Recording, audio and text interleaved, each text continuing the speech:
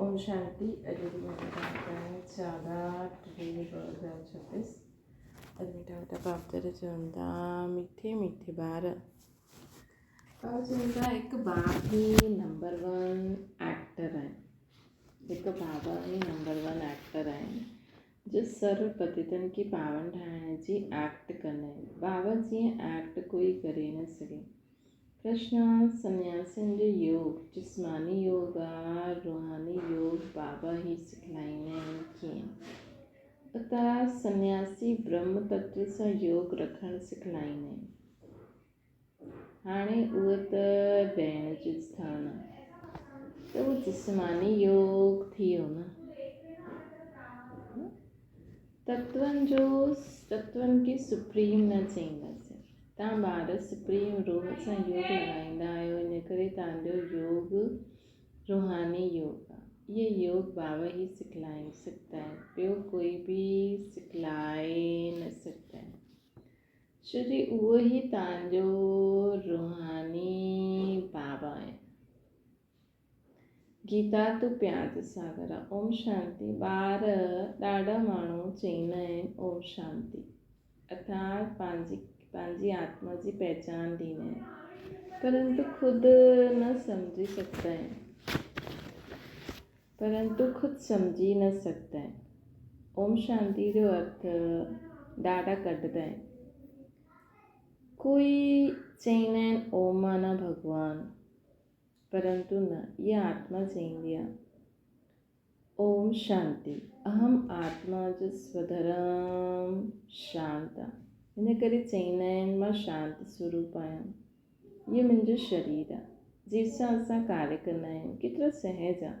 वैसे बाबा बि चईंदा आहिनि ओम शांति, परंतु मां सभिनि जो बाप हुजण जे कारण, बीज रूप हुजण जे कारण भी जो रचना रूपी झाड़ आहे, कल्प वृक्ष आहे, उन जे आदि मध्य अंत खे ॼाणंदो आहियां।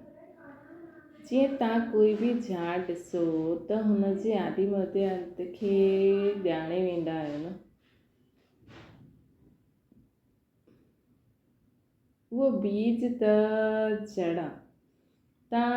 त बाबा सम्झाईंदा आहिनि इहे कल्प वृक्ष आहे, इन जे आदि मध्य अंत खे तव्हां न ॼाणे सघंदा आहियो। मां ॼाणंदो आहियां। मूंखे चइबो आहे ज्ञान जो सागर। मां तव्हां ॿारनि खे वेही आदि मध्य अंत जो राज़ सम्झायां थो।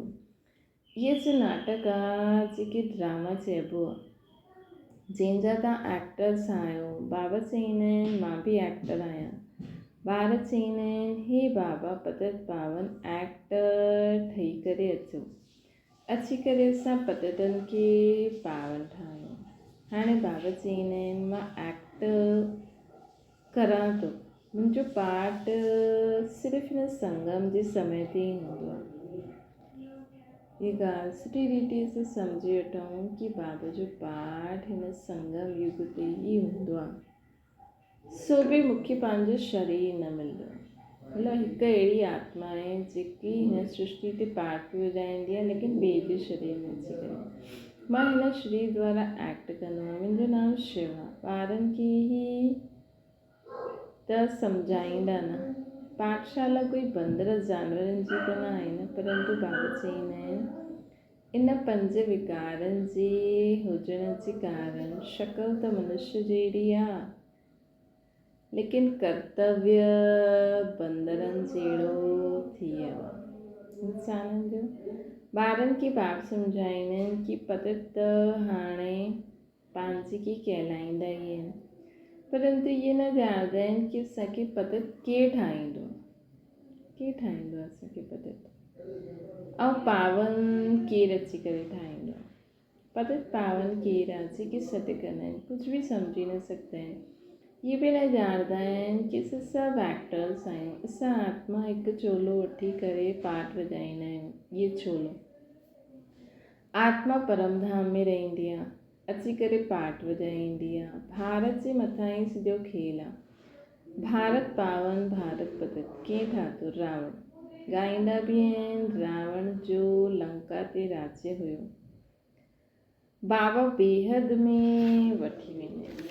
हे ॿार, ये सॼी सृष्टि बेहद जी टापू आहे।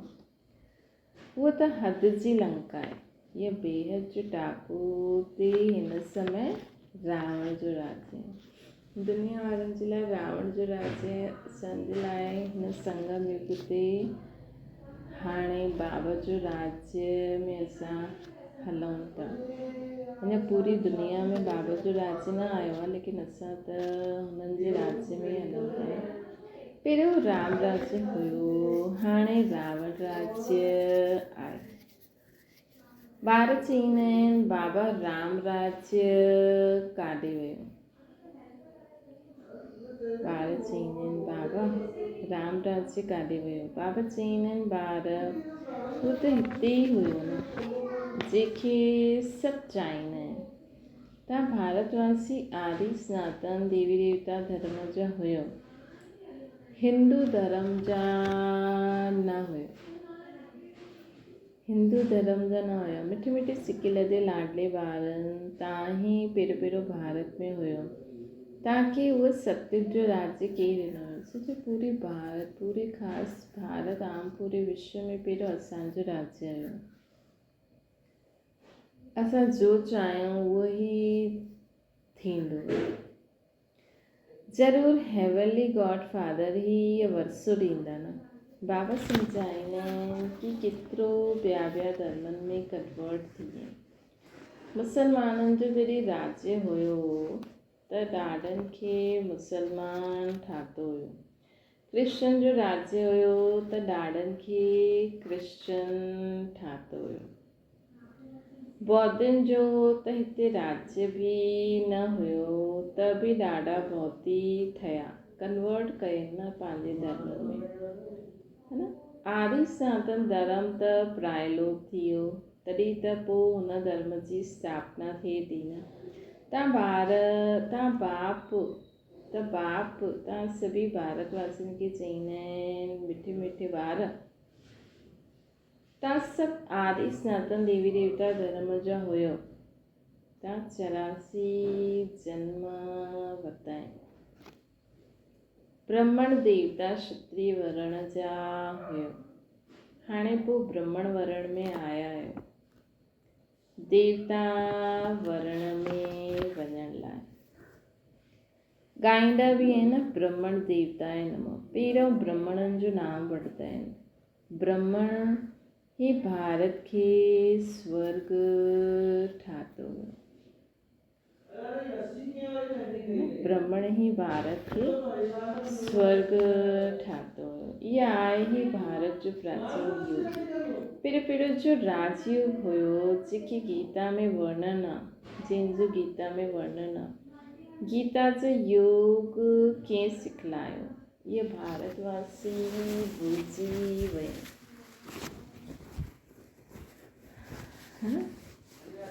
ॻाईंदा बि आहिनि ब्राह्मण देवताए नमः। पहिरियों ब्राह्मणनि जो नाम वठंदा आहिनि। ब्राह्मण ही भारत खे स्वर्ग ठातो हुयो।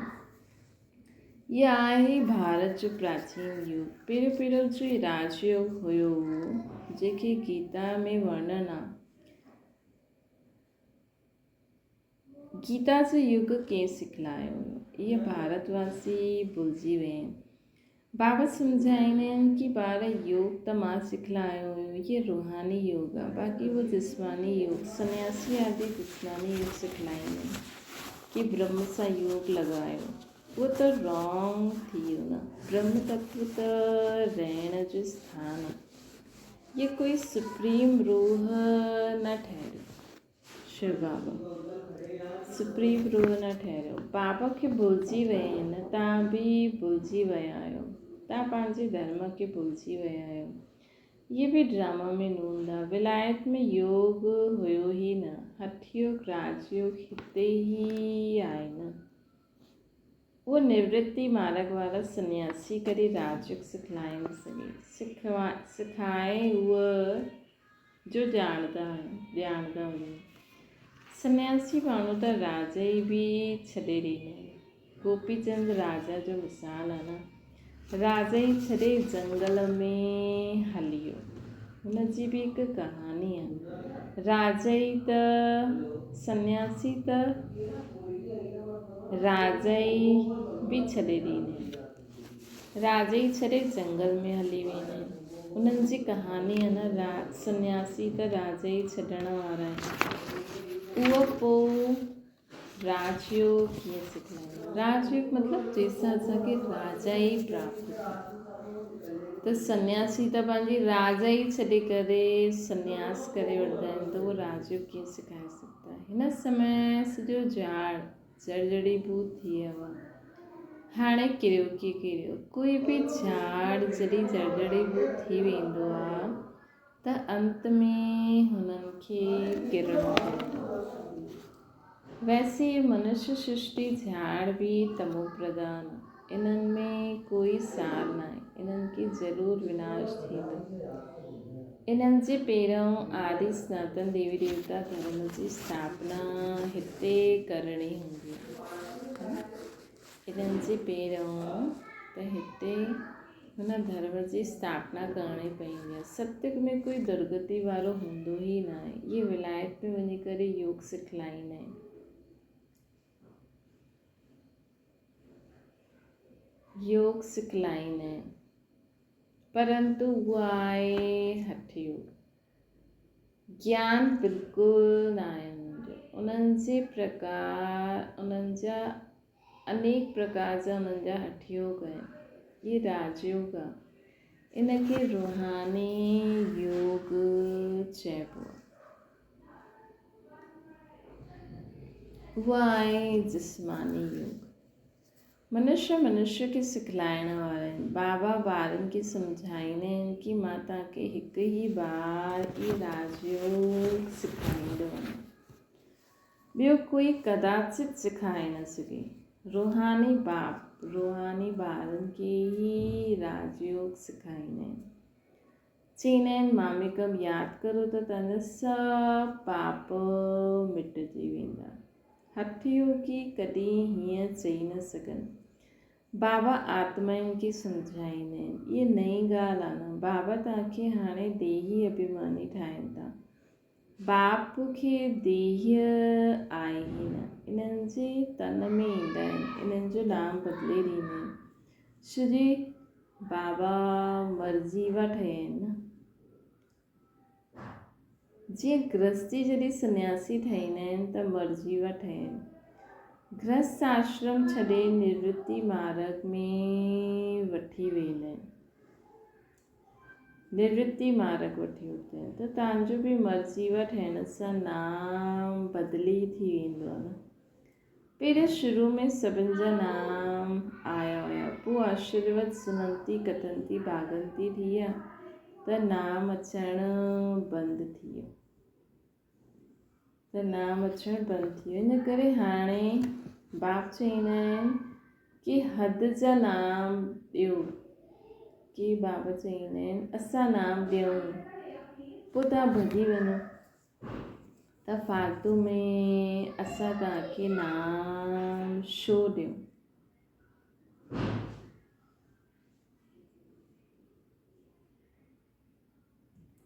पहिरियों अचण वारनि जा जो नाम रखिया उहे ॾाढा रमणीक हुया। हाणे न रखंदा आहिनि। उन्हनि जा रखिया त सदैव क़ाइम बि रहिया। ॾाढनि जा नाम रखिया पोइ बाबा खे फारकती ॾेई हली आहे। हिन करे हाणे नाम न बदिलंदा आहिनि। बाबा सम्झाईंदा आहिनि कि ज्ञान कृष्ण जी बुद्धि में वेंदो। एतिरो सम्झदा कि भारत जो योग निराकार बाबा ई अची करे सेखारींदा आहिनि। बाबा खे यादि करण सां ई पाप भस्म थींदा आहिनि।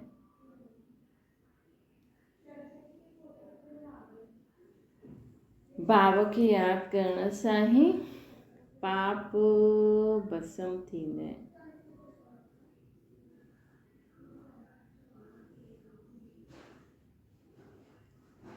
त असां पंहिंजे घर हली वेंदासीं त हिन धर्म जो हूंदो कन्वर्ट थी वियो हूंदो उहो ठहिरी वेंदा। तव्हां ॼाणंदा आहियो कि मनुष्य जी सदगति न करे सघंदा आहिनि। इहे दादा बि मनुष्य आहिनि। ये चवंदा आहिनि की मां कंहिंजी सदगती न कंदो आहियां। इहे त बाबा असांखे सिखलाईंदा आहिनि की तव्हांजी सदगती बि यादि सां ई थींदी।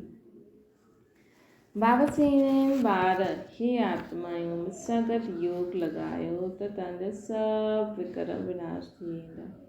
तव्हां पहिरियों गोल्डन एज प्योर हुयो, पोइ खाद पइजी वेंदी आहे। जो पहिरियों देवी देवता 24 कैरेट जा हुया, हाणे आयरन एज में अची करे पहुचिया आहिनि। इहे योग कल्प कल्प तव्हांखे बाबा अची करे असांखे सेखारींदा आहिनि, सेखारिणो पवंदो आहे। तव्हां ॼाणंदा आहियो, उन में बि कोई पूरो ॼाणंदा आहिनि, कोई घटि, कोई त ईअं ई ॾिसण ईंदा आहिनि की हिते छा छा सेखारींदा आहिनि। ब्रह्मा कुमार कुमारियूं एतिरा ढेर ॿार आहिनि। ज़रूरु प्रजापिता ब्रह्मा जा हूंदा, ज़रूरु प्रजापिता ब्रह्मा हूंदो जंहिंजा एतिरा ॿार अची करे ठहिया आहिनि। ज़रूरु कुझु हूंदो त वञी करे उन्हनि खां पुछूं त सही, तव्हांखे प्रजापिता ब्रह्मा सां छा मिलंदो आहे, पुछणु खपे न। परंतु एतिरी बुद्धि बि न हूंदी आहे न। कई माण्हू त ब्रह्मा कुमारियुनि जो नाम ॿुधी करे रुॼी वेंदा आहिनि। ॾिसो, आदि जी ॻाल्हि अञा ताईं असरु कंदी आहे। मतिलबु इहो बि हिकु तरीक़ो आहे, हिते भीड़ भड़को न खपे न, है न। त ॾिसो, कुझु ॻाल्हियूं बि निमित ठही वेंदियूं आहिनि। त बाबा चवनि था भारत जे लाइ ख़ासि चवंदा आहिनि, ॻायल बि आहे, पत्थर बुद्धि सो पारस बुद्धि, पारस बुद्धि सो पत्थर बुद्धि ठाहींदा आहिनि। सत्य त्रेता में पारस बुद्धि गोल्डन एज हुया, पोइ सिल्वर एज 2 कलाक कम थी वई। इन जो नाम पियो चंद्रवंशी। छो जी नापासियन ये बि पाठशाला आहे। 33 मार्क्स सां हेठि थींदा त फेल थी वेंदा। राम सीता पोइ उन्हनि जी डिनाइस्टी संपूर्ण आहे। त राम सीता ऐं उन्हनि जी डिनाइस्टी संपूर्ण आहे।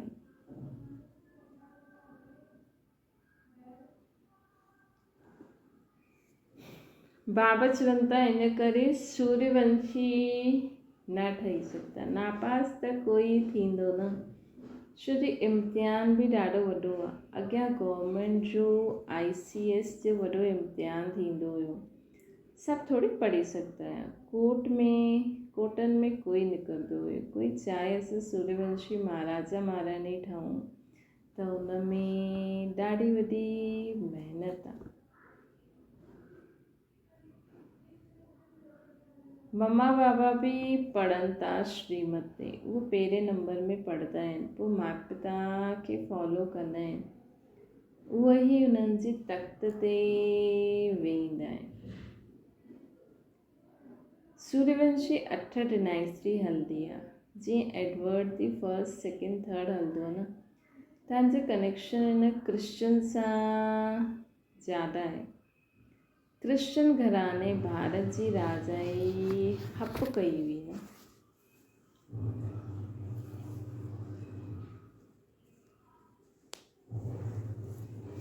त बाबा चवनि था भारत जो अथाह धन खणी आ।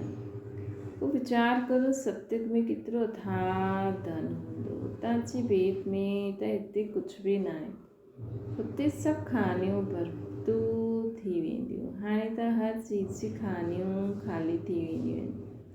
पोइ चक्र रिपीट थींदो आहे त सभु खानियूं भरतू थी वेंदियूं आहिनि। मिठे मिठे ॿार, तव्हां हाणे रावण ते जीत पाए करे राज ई वठो था। पोइ अधु कलाक पोइ इहे रावण ईंदो, पोइ तव्हां राज ई गवाए वठंदो। हाणे भारतवासी तव्हां कौड़ी मिसल ठही विया आहियो।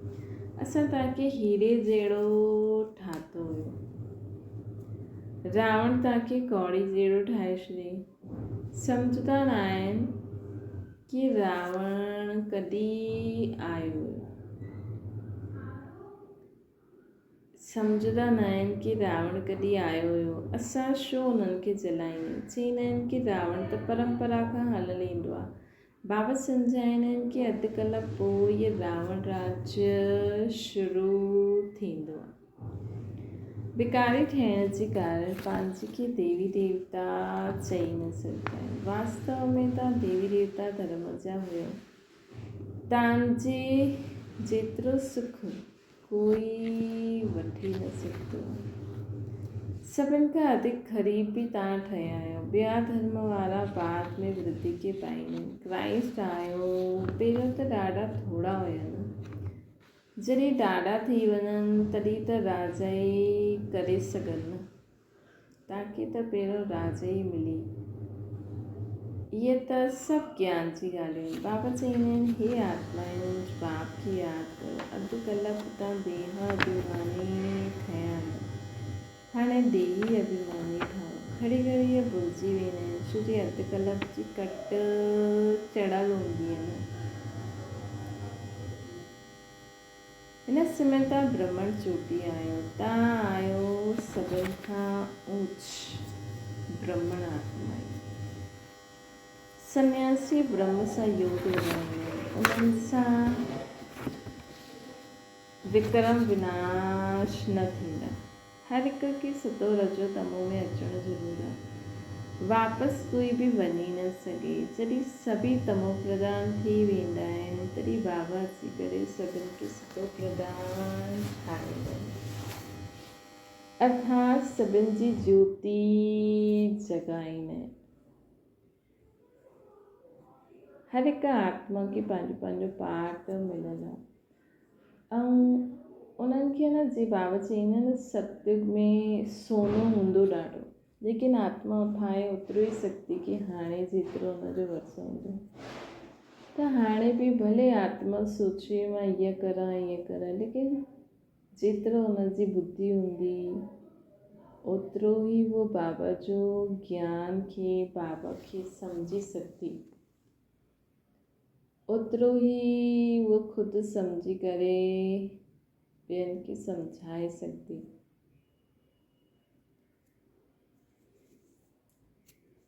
है न, ओतिरो ई वो धारणा करे सघंदी। हुन अनुसार वो पंहिंजा ओतिरा ई संस्कार ठाहे सघंदी। त हिन में दिलि शिकस्त न थियणो आहे। बाबा चईंदा आहिनि हिते राज जी स्थापना करण में कोई लड़ाई झगड़ो न आहे। है न, ख़ुदि खे चेक करो कि असां केतिरो सम्झी सघंदा आहियूं, केतिरो हुन अनुसार धारणा करे सघंदा आहियूं, केतिरी हुन अनुसार सेवा करे सघंदा आहियूं। जॾहिं हिते हर हिकु आत्मा इहे सम्झी वठंदी ऐं हुन रीति पुरुषार्थ कंदी त जो ब्राह्मण परिवार में स्वभाव संस्कार जा टकराव थींदा आहिनि, सेवा में टकराव थींदा आहिनि, उहे सभु ख़तमु थी वेंदा। हर हिकु एक्सेप्ट करे वठे कि मुंहिंजी सम्झ एतिरी ई आहे, मुंहिंजी धारणा एतिरी मां करे सघंदी आहियां। त पोइ ॿियो अॻियां वञे थो त असां हुन में विघ्न छो हुजूं। त इहे बि थी सघंदो आहे कि ब्रह्मा बाबा खे साम्हूं रखंदा त ब्रह्मा बाबा सभिनि खे अॻियां कयनि, तॾहिं ब्रह्मा बाबा नंबर 1 हली आहे न। अगरि इहे हिकु धारणा बि आत्मायूं करनि त बि सोचो तव्हांखे केॾी सभिनि जी दुआयूं मिलंदियूं। ख़ुदि बि पुरुषार्थ करो ऐं ॿिया अॻियां वञनि था त उन्हनि खे ख़ुशी ख़ुशी सां वञणु ॾियो। हिते कोई लड़ाई झगड़ो न आहे। लड़ाई झगड़े सां तव्हांखे सतयुग की सीट न मिलंदी।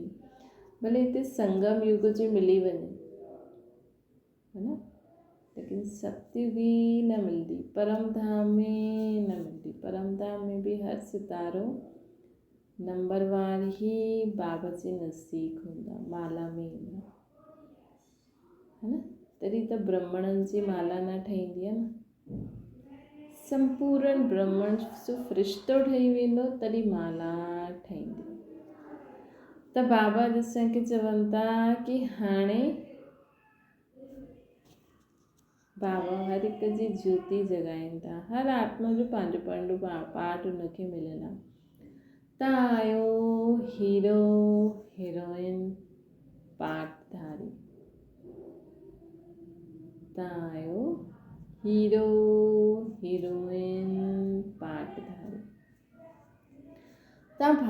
बाबाजी सभिनि खां ऊच ते ऊच आहियो, जो राज्य वठंदा आहियो पोइ गवाईंदा बि आहियो। ॿियो कोई राज्य न वठंदा आहिनि, उहो राज्य वठंदा आहिनि बाहुबल सां।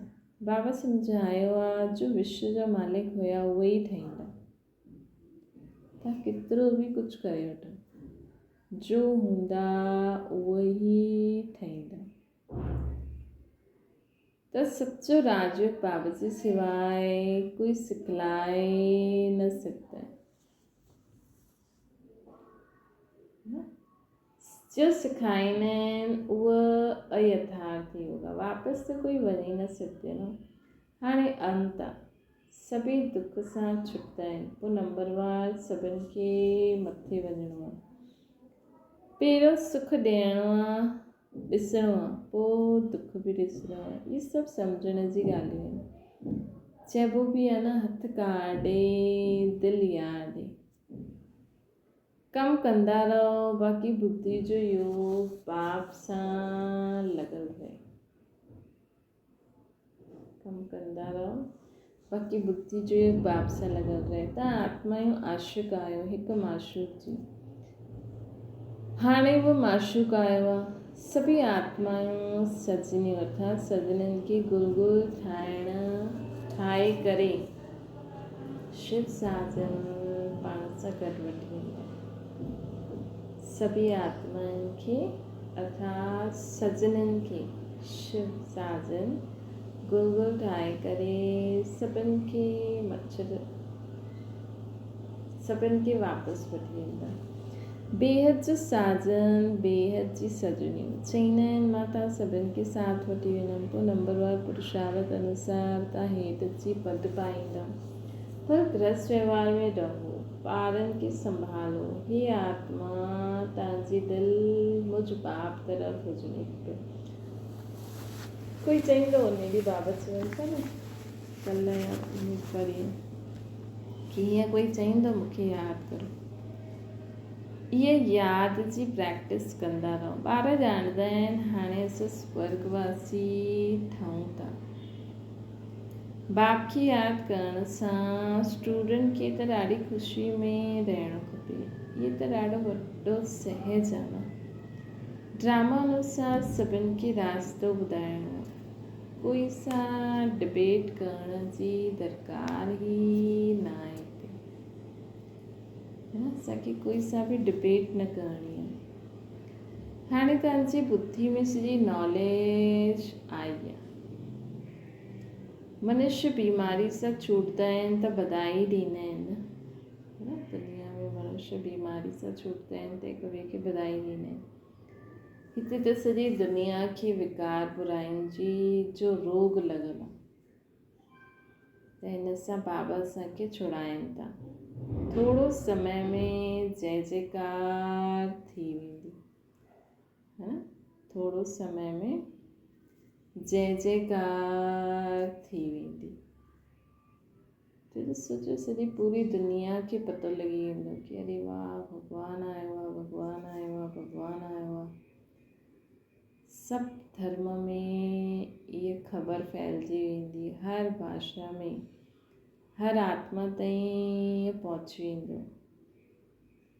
पोइ त सोचो काॾा माण्हू विदेश मां, काॾा भारत मां भॼी करे ईंदा माउंट आबू। बाबा चईंदा आहिनि न लाइन लॻंदी है न। त सोचो बाबा चवनि था थोरे समय में जय जयकार थी वेंदी। सभु ईंदा बाबा वटि। अच्छा मीठे मीठे सिकीले दे ॿारनि टुटी माता पिता बाप दादा जो यादि प्यार ऐं गुड मॉर्निंग। रूहानी बाप जी सभिनि रूहानी ॿारनि खे नमस्ते। असांजी बि रूहानी माता पिता बाप दादा खे यादि प्यार गुड मॉर्निंग और नमस्ते। धारणा जे लाइ मुख्य सां सच्चा आशिक़ ठही हथनि सां कमु कंदे हुए बुद्धि सां हिकु शिव माशूक खे यादि करणो। यादि करण जी प्रैक्टिस करो। बाबा जी यादि सां असां स्वर्गवासी ठहूं था। हिन ख़ुशी में रहणो।